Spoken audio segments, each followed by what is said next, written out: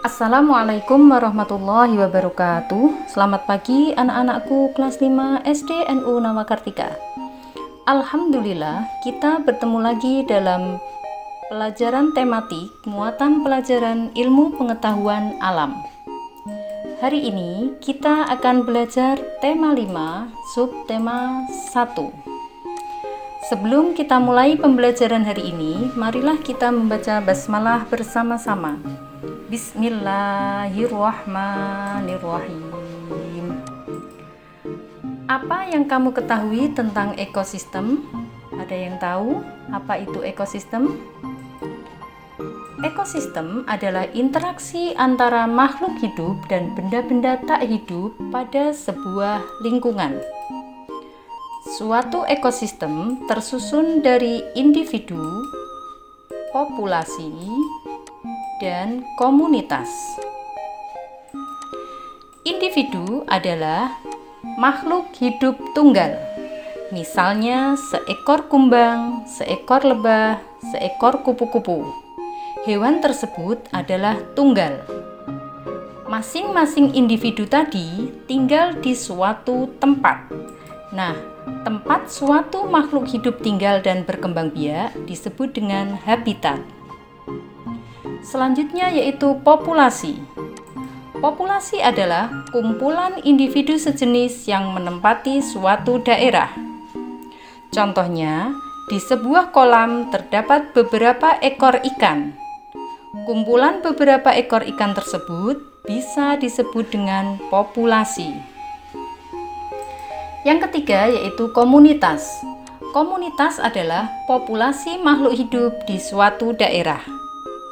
Contohnya, pada sebuah hutan ada banyak hewan dan tumbuhan yang hidup di suatu daerah. Untuk lebih jelas, coba perhatikan contoh berikut ini. Ada seekor katak. Seekor katak ini disebut dengan individu. Sedangkan kumpulan beberapa katak disebut dengan populasi. Lalu, populasi katak yang tinggal di suatu tempat dengan makhluk hidup yang lain disebut dengan komunitas. Selanjutnya, komponen ekosistem. Apa saja komponen dari ekosistem itu? Komponen dari ekosistem yaitu ada dua. Yang pertama, komponen abiotik. Komponen abiotik adalah komponen yang terdiri dari benda tak hidup. Misalnya, tanah, air, matahari, udara, dan energi. Komponen yang kedua yaitu komponen biotik. Komponen biotik adalah komponen yang terdiri dari makhluk hidup suatu ekosistem. Misalnya, manusia, hewan, dan tumbuhan. Komponen ini nantinya akan membentuk sebuah rantai makanan yang akan menjaga kestabilan sebuah ekosistem. Nah, anak-anak, selanjutnya ekosistem terbagi menjadi dua. Ada yang tahu? Ya, yang pertama adalah ekosistem alami. Yang kedua, ekosistem buatan. Ekosistem alami adalah ekosistem yang tercipta dengan sendirinya tanpa ada campur tangan dari manusia, alias diciptakan oleh Tuhan. Ekosistem alami ini terbagi menjadi dua, yaitu ekosistem air, misalnya sungai dan laut. Kemudian ada ekosistem darat, misalnya hutan, stepa, sabana, dan lain-lain. Ekosistem yang kedua yaitu ekosistem buatan. Ekosistem buatan yaitu ekosistem yang terbentuk dengan adanya campur tangan manusia. Ekosistem yang sengaja dibuat oleh manusia. yang berguna untuk memenuhi kebutuhan manusia tersebut. Contoh ekosistem buatan adalah ekosistem kolam, ekosistem sawah, akuarium, dan lain-lain.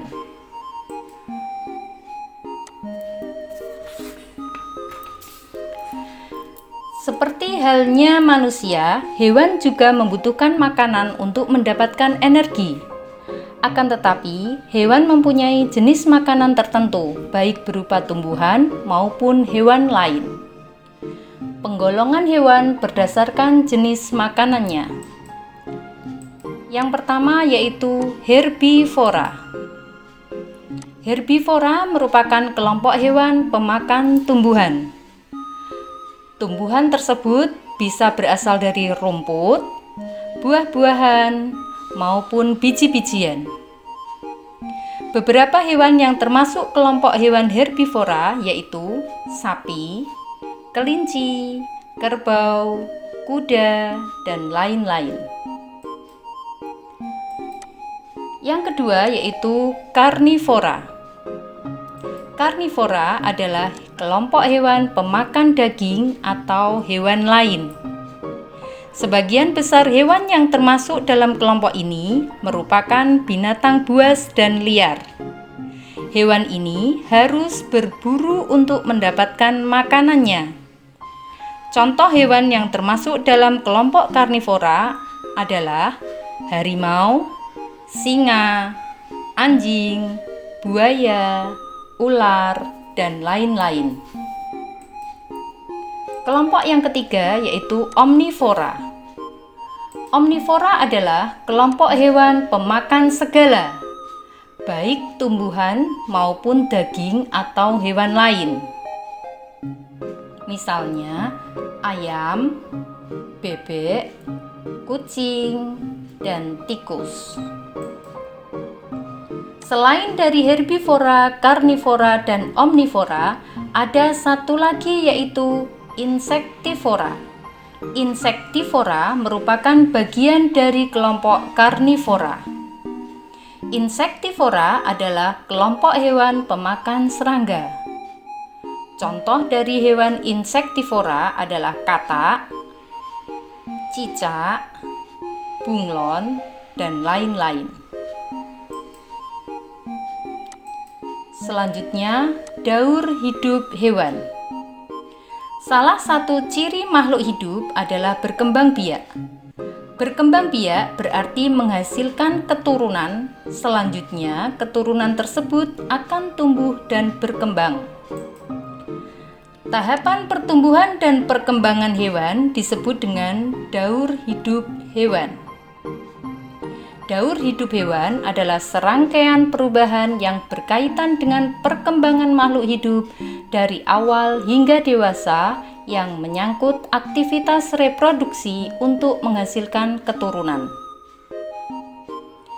Tahapan perkembangan hewan ada yang mengalami perubahan bentuk dan ada yang tidak mengalami perubahan bentuk.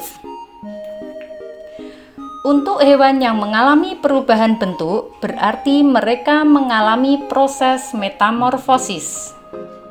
Sedangkan untuk hewan yang tidak mengalami perubahan bentuk, berarti tidak mengalami metamorfosis.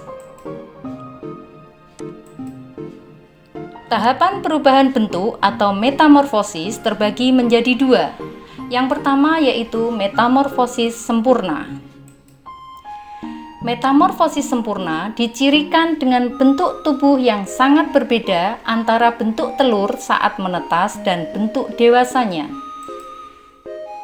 Hewan yang mengalami metamorfosis sempurna melalui tahap kepompong atau pupa. Contoh hewan yang mengalami metamorfosis sempurna adalah lebah, nyamuk, kupu-kupu, dan katak. Coba kalian perhatikan gambar proses daur hidup kupu-kupu. Di gambar terlihat telur berubah menjadi ulat atau larva. Kemudian ulat berubah menjadi kepompong atau pupa. Selanjutnya, pupa berubah menjadi imago atau kupu-kupu dewasa. Perubahan bentuk dari telur sampai dengan kupu-kupu mengalami perubahan yang sangat berbeda. Dari telur menjadi larva, kemudian pupa, dan yang terakhir menjadi imago atau dewasa. Kupu-kupu ini termasuk dalam metamorfosis sempurna karena mengalami tahapan kepompong atau pupa. Selanjutnya yang kedua, metamorfosis tidak sempurna. Metamorfosis tidak sempurna dicirikan dengan bentuk tubuh hewan muda yang tidak berbeda dengan dewasanya. Hewan yang mengalami metamorfosis tidak sempurna tidak melalui tahap kepompong atau pupa, akan tetapi melalui tahapan peralihan yang disebut nimfa. Contoh hewan yang melalui metamorfosis tidak sempurna adalah belalang, capung, dan kecoa. Coba kalian perhatikan gambar di samping. Gambar tersebut merupakan daur hidup dari kecoa.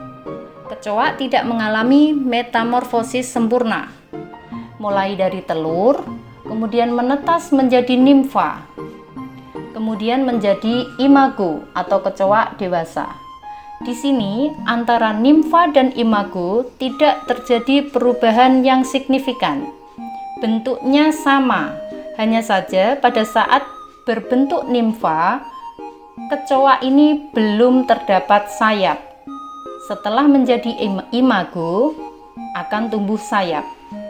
Namun, bentuk dari nimfa dan imago tidak terlalu banyak perubahan, hampir sama. Selanjutnya, ada hewan yang bentuk dan struktur tubuhnya sama saat masih muda sampai hewan tersebut dewasa. Hewan ini dikelompokkan sebagai hewan yang tidak bermetamorfosis. Contohnya kucing, ayam, ikan, dan kadal. Seperti pada gambar, anak kucing bentuknya sama dengan induk kucing atau kucing dewasa. Begitu juga dengan ayam. Telur menetas menjadi anak ayam, kemudian berkembang menjadi ayam dewasa. Bentuk dari anak ayam sama dengan bentuk ayam dewasa. Demikian materi IPA tema 5 subtema 1. Semoga bisa dipahami dan bermanfaat. Marilah pembelajaran hari ini kita akhiri dengan membaca hamdalah.